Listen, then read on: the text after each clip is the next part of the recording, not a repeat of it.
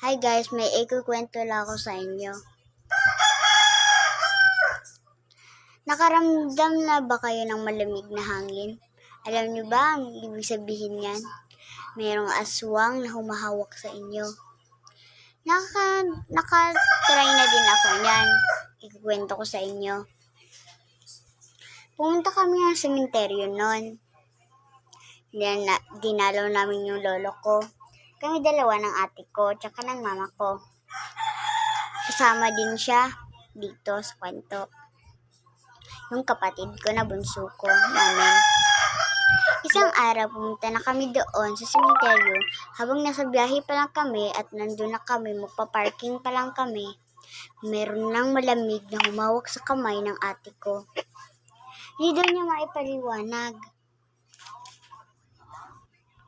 Hindi daw niya mapaliwanag kung ano daw nangyayari.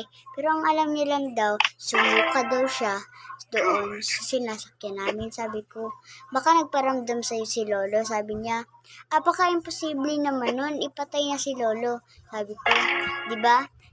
Alala mo, sinabi ni ng lolo natin, kapag merong malamig na humawak sa inyo, ay ibig sabihin, merong aswang na namatay at yung gumagambala sa inyo dahil hindi nyo dinalaw nung namatay siya at nilibing siya. At alam niyo ba po, may humawak sa akin. Sabi niya na, bakit malamig? Sinabi namin ng lolo namin, basta merong humawak sa amin na kahit ano, nagpaparamdam siya sa amin or something.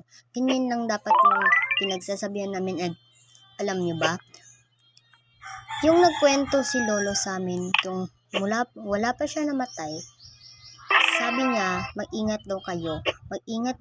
Mag-ingat daw kami kasi baka meron daw tumalsik sa amin.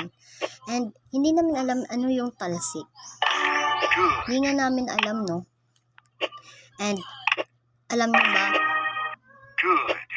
sasabihin ko lang to kapag meron kapag sumakay ka sa bus, wag mo kakausapin yung babaeng nagsabi sa iyo na hello, kasi baka ano niyan. Hindi ko kinakausap yung babae na nagsabi sa akin ng hello, ganyan, kasi baka ano niyan. Kasi si lolo noong una, pinakita ni lolo sa akin na